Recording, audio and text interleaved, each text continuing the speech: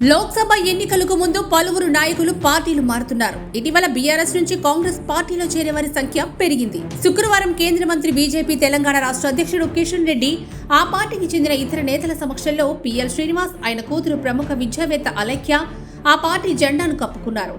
Secunderabad Mahabub college ప్రాంగణంలో జరిగిన కార్యక్రమంలో కిషన్ రెడ్డి బీజేపీ కండువాలను కప్పి వారిని పార్టీలోకి ఆహ్వానించారు.